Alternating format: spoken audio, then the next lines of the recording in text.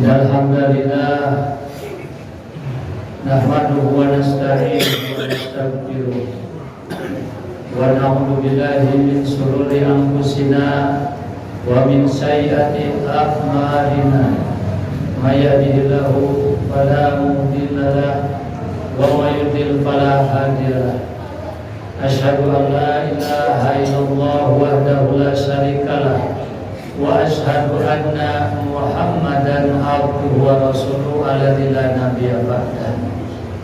Ya ayyuhalladzina amanu taqullaha haqqa tuqatih wa la tamutunna illa wa antum muslimun.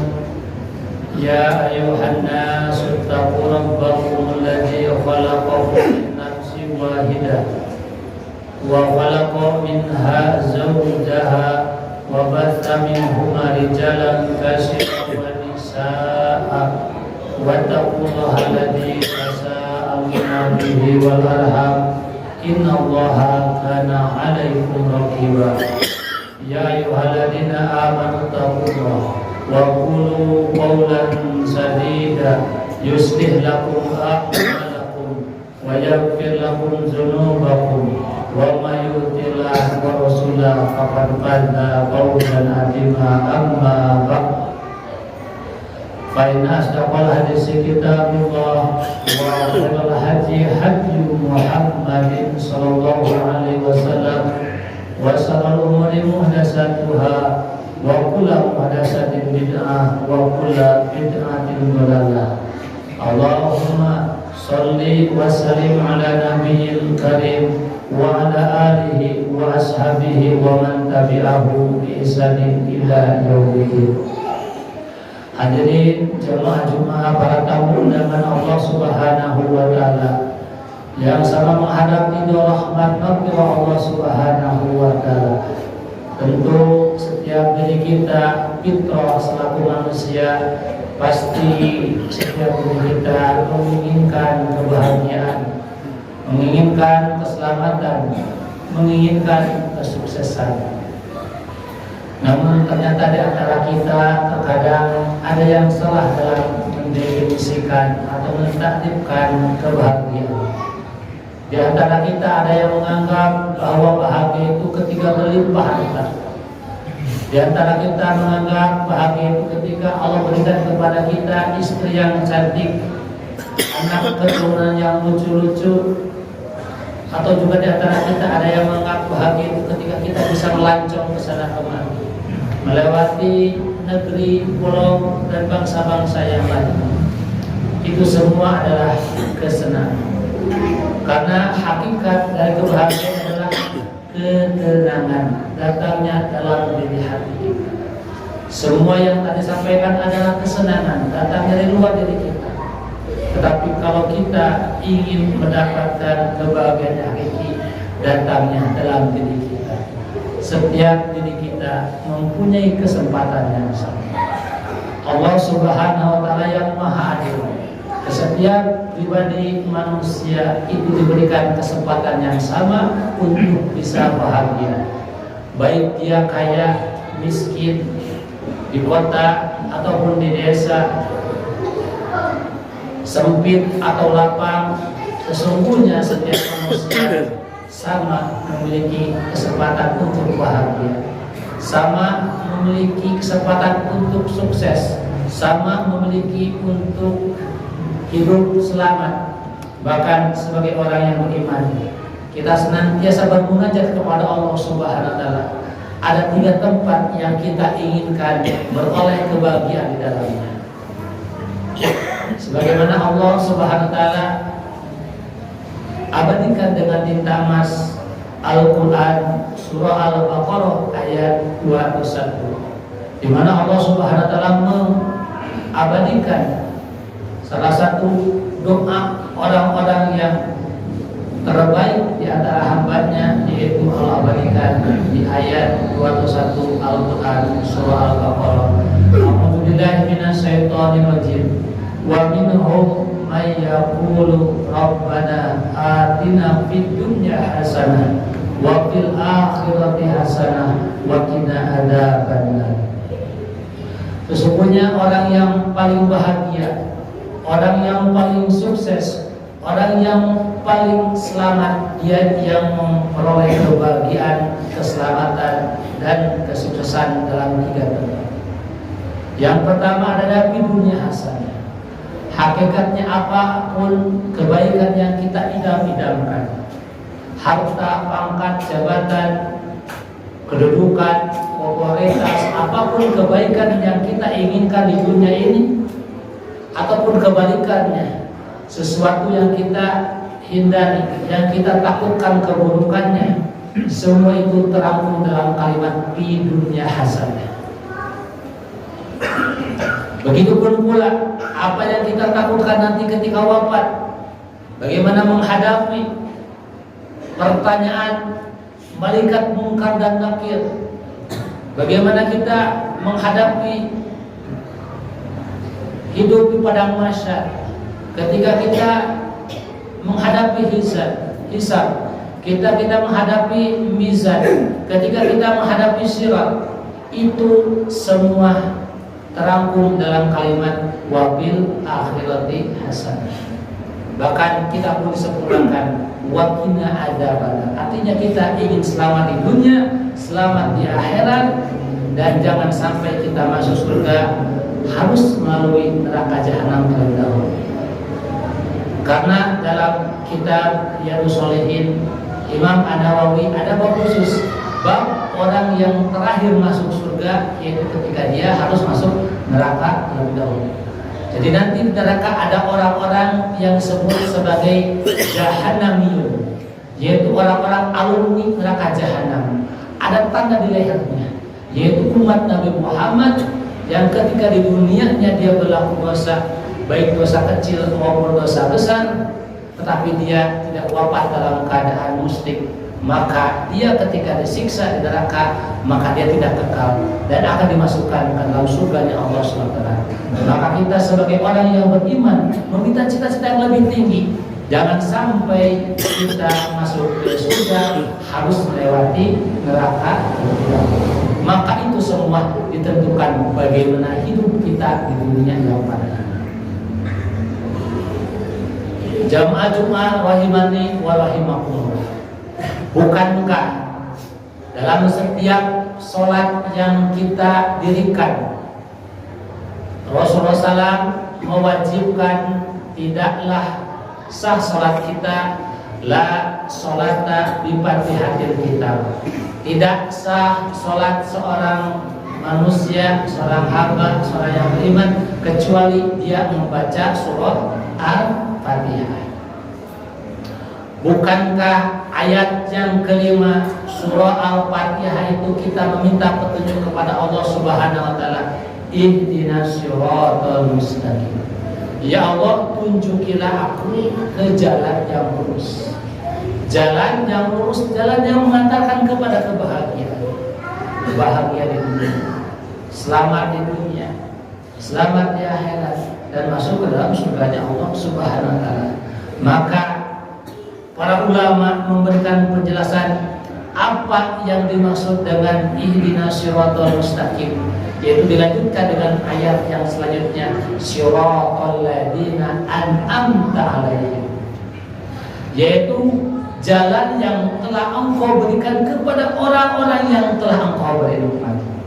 Ternyata orang-orang yang diberi nikmat oleh Allah itu bukan orang yang paling banyak hartanya, bukan orang yang paling banyak kedudukannya, bukan orang yang paling tinggi harta pangkat jabatannya, tetapi para ulama memberikan penjelasan jawaban dari orang-orang yang mendapatkan petunjuk atau kenikmatan tersebut adalah orang-orang yang disebutkan dari minan nabiyyin wasiddiqin wasuhada wasolihin wa ulaika rafiqun, yaitu orang-orang yang mentapaki jejak para nabi, jejak para suhada, jejak para orang-orang yang soleh, dan orang-orang yang istiqomah hingga akhir hayat Allah memanggil berpulang ke rahmat. Maka ini tentu saja menjadikan perhatian kepada kita. Sebenarnya hidup yang kita saat ini jalani bukanlah yang berbahaya masalah ekonomi, sosial, politik, gejolak global, perang antara Amerika dengan Iran, harga minyak yang meroket tinggi. Sesungguhnya itulah merupakan hanya ujian kecil dalam hidup kita.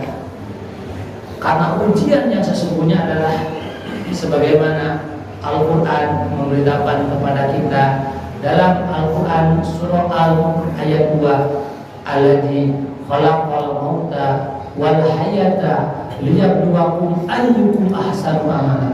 Sesungguhnya Allah menciptakan kematian dan kehidupan untuk kita sebagai liyabluwakum ayyukum ahsanu amala, sebagai ajang pembuktian siapa di antara kita paling baik amalnya. Di antara makna paling baik amalnya adalah sebagaimana yang diterangkan oleh Imam Fudail bin Iyad, yang merupakan adalah pentafsiran dari dua kalimat syahadat kita. Asyhadu alla ilaha illallah wa asyhadu anna Muhammadar Rasulullah. Artinya segala apapun yang kita lakukan harus senantiasa bertujuan ikhlas mencari ridho Allah Subhanahu wa taala. Ibadah mahdoh kita, sholat kita, saum kita, zakat kita, haji kita, umroh kita, tilawah sunnah kita tidak akan diterima oleh Allah kecuali kita niatnya ikhlas semata karena Allah Subhanahu wa taala. Begitupun pula ibadah-ibadah yang goir mahdoh. Kerja kita dari pagi sampai petang, bahkan ada sampai yang malam, kalau kita tidak diniatkan ibadah, maka celaka. Ibadah kita sholat cuma 5 menit, kali 5 cuma 25 menit. Tilawah Al-Quran kita, di antara kita yang hanya membaca Al-Quran ketika Ramadan saja, maka kalau aktivitas kita tidak diniatkan ibadah, maka rugi. Makanya salah satu doa Nabi yang tidak pernah ditinggalkan setiap pada subuhnya, Allahumma inni as'aluka ilman nafi'an wa rizqan thayyiban wa amalan mutaqabbalan. Meminta 3 perkara. Yang pertama ilmu yang bermanfaat, yang kedua rezeki yang baik, yang ketiga amal ibadah. Artinya yang pertama diminta ilmu. Dengan ilmu yang Allah berikan, kita bisa membedakan mana ibadah yang mutaqabbalan, mana ibadah yang mardud, mana ibadah yang diterima dan mana ibadah yang ditolak. Dengan ilmu yang baik bermanfaat juga, maka akan bisa mengatakan kita mendapatkan rezeki yang baik. Dengan ilmu yang baik, kita bisa membedakan mana harta yang halal, mana yang haram, mana yang syubhat, mana yang bisa kita ambil, mana yang kita tinggalkan.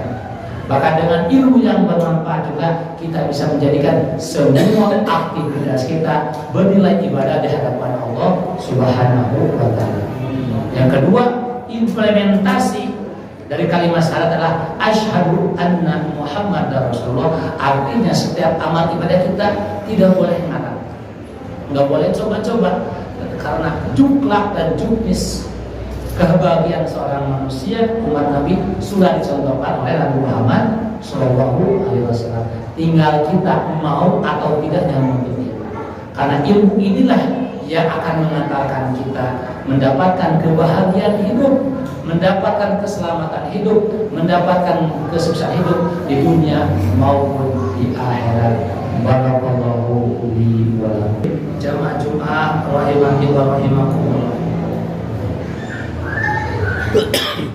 Dalam khutbah yang pertama, khatib memberikan penjelasan terkait bahwa tujuan hidup kita di dunia yang fana ini Allah Subhanahu wa taala telah berikan kepada kita yang untuk kita memperoleh kebahagiaan. Jangan sampai dalam hidup yang cuma satu kali ini kita salah dalam mendefinisikan bahagia. Di antara cara kita untuk memperoleh kebahagiaan, Al-Quran surah An-Nahl telah memberikan penjelasan kepada kita. A'udzubillahi minasyaitonirrajim. Man amila sholihan min zakarin aw unsa wa huwa mu'min fala yuhihannahu hayatan thayyibah. Siapa orang yang beriman dan dia mengerjakan amal soleh, baik laki-laki maupun perempuan, maka Allah akan berikan kepadanya hayatan thayyibah. Artinya Allah akan berikan kepadanya hidup dan penghidupan yang baik, yaitu yang tadi kita ceritakan, di dunia hasanah wa fil akhirati hasanah wa qina adzabannar. Artinya dia akan senantiasa dibimbing oleh Allah Subhanahu wa taala, sebagaimana kita ketika sholat meminta hidayah kepada Allah Subhanahu wa taala. Maka orang yang mendapat hidayah, kata Imam Ibnu Taimiyah mengatakan, fal hikmata idzan fa'ala ma yanbaghi alal wajhi alladhi ma yanbaghi bil waqti alladhi ma yanbaghi. Orang yang mendapatkan petunjuk adalah dia akan senantiasa diberikan kemampuan berbuat yang pantas dengan cara yang pas pada waktu yang tepat. Karena sesungguhnya hidup manusia itu hanya melewati 4 perkara, hanya 4 siklus. Yang pertama, ketika dia diberikan kelapangan dia bersyukur, ketika dia diberikan kesempatan dia bersabar, keduanya baik. Ketika dia diberikan taufik hidayah ketaatan harus ikhlas dan ittiba mengikuti contoh Nabi Muhammad, dan ketika dia tergelincir maka dia segera ingat tobat istighfar kepada Allah SWT. Karena orang yang bahagia, orang yang iman, orang yang takwa bukan orang yang tidak pernah berbuat dosa dan salah, tetapi orang yang ketika dia berbuat dosa dan salah cepat ingat kembali kepada Allah Subhanahu wa taala. Dan ancaman kalau kita tidak mau mengikuti apa yang Allah berikan tuntunan, apa yang Rasulullah contohkan kepada kita, maka surat Tuhan memberikan peringatan kepada kita. Wa man a'rada an zikri fa innallahu ma'isatan dhanka. Siapa orang yang berpaling dari peringatanku, maka baginya akan diberikan penghidupan yang sehat. Walaupun hartanya banyak, walaupun rumahnya luas, tetapi Allah akan cabut ketenangan dalam hatinya sehingga hidupnya senantiasa sempit. Di antara ma'isatan dhanka adalah para ulama memberikan penjelasan ketika orang yang senantiasa tidak mentaati apa yang Allah perintahkan, dia mengerjakan apa yang Allah larang, maka hidupnya akan dihinggapi 3 perkara. Yang pertama, dia akan senantiasa merasa sedih atas hari yang sudah lewat. Penyesalan hidupnya, menyesal salah pilih jalan, menyesal salah milih pekerjaan, menyesal salah memilih pasangan, salah apapun senantiasa disesali hidupnya. Kenapa? Karena dia tidak yakin akan takdir Allah Subhanahu wa taala. Yang kedua, dia akan senantiasa khawatir di masa esok yang belum dijalani. Khawatir BBM naik, khawatir dunia politik gonjang-ganjing, banyak khawatir. Khawatir anak istri tidak mendapatkan nafkah, khawatir pendidikan, khawatir sosial, apapun khawatir, sehingga hidupnya senantiasa dikhawatir. Yang ketiga, hidupnya saat ini akan senantiasa diliputi kesibukan yang tiada akhirnya. Maka kalau kita mendapati 3 hal tersebut, perbanyak istighfar, taubat kepada Allah SWT, agar Allah memberikan kepada kita hidup yang senantiasa dibimbing dengan senantiasa mendapatkan ketentraman dari Allah Subhanahu wa taala. Sebagaimana Allah peringatkan dalam surah Al-Qur'an, alladzina amanu wa tatma'innu qulubuhum bi dzikrillah. Sesungguhnya orang-orang yang beriman hatinya akan senantiasa dibimbing ingat kepada Allah. Ala bi dzikrillah tatma'innul qulub. Sesungguhnya orang yang senantiasa melaksanakan ibadah hatinya dibimbing akan senantiasa tentram. Sesungguhnya hati manusia hanya akan tentram ketika dia ingat banyak zikir kepada Allah Subhanahu wa taala. Jamaah Jumat rahimani wa rahimakumullah. Pada kesempatan khutbah kedua yang lebih singkat ini, di penghujung marilah kita sama berdoa kepada Allah Subhanahu wa taala. Karena sesungguhnya setiap diri kita lemah, setiap diri kita doib, setiap diri kita tidak bisa berkuasa apa-apa, tidak bisa mendatangkan